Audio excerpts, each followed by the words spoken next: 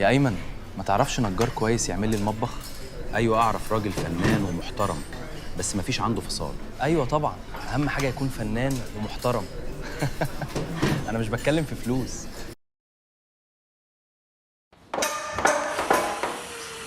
المطبخ يا فندم هيتكلف 150,000 شامل الأكسسوارز وغير شامل النقل طبعا.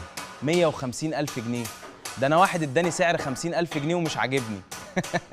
المبلغ ده يا فندم مقابل خامة محترمة وكمان صنعة، ودي أهم حاجة. لا لا لا، أنت شكلك مش عايز تشتغل. المبلغ ده شامل الإكسسوارات والدهان. تحت أمرك يا هندسة، طلباتك أوامر. وشامل التوصيل كمان.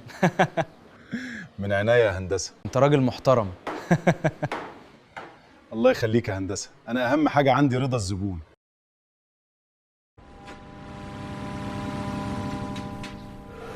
السلام عليكم يا هندسة، أخبارك إيه؟ أيوة يا ريس، طمني، خلصت؟ لا لسه للأسف مفيش حاجة خلصت، بس هانت يعني. ده الموضوع داخل على 5 شهور وأنا ساكت. أصل إحنا عايزين نجيب بخامات الدهان ومش عارفين. ماشي طيب، والمطلوب كام إن شاء الله؟ 20,000 بس، وكله لزوم الشغل. مش كان في اتفاق على كل حاجة؟ وأنا أعمل إيه يعني؟ ما هو الدولار سعره رفع، هدفع من جيبي يعني؟ كده أنت واخد فلوسك كلها؟ خليك فاكر.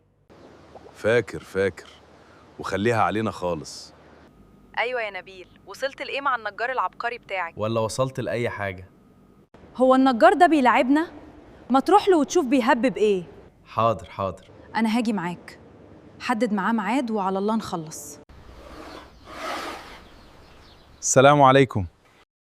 يعني ينفع كده برضو يا ريس؟ وأنا أعمل إيه يا هندسة؟ هي الفلوس بتاعتك دي تعمل حاجة؟ هو حضرتك تعرف سعر متر الخشب بكام الأيام دي؟ اديله على دماغه، ده هيبتدي يلعبنا. في حاجة يا ست الكل ولا إيه؟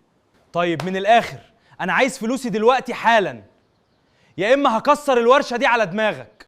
هتكسر الورشة دي وكمان على دماغي؟ ما أنا ما كنتش عايز أوريك الوش التاني، بس أنت اللي عصبتني. طيب إيه رأيك؟ ما تشوف الوش التاني بتاعي أنا كمان؟ وش تاني؟ مين ياض يا فرفور يا بتاع مامي وبابي؟ أنا هجري يا هند وأنت تجري ورايا. لا انا اللي هجري وانت اجري ورايا. تعالى ياض هنا. إيه البتاع ده؟ إحنا اتنصب علينا. انت فيك دماغ تهزر؟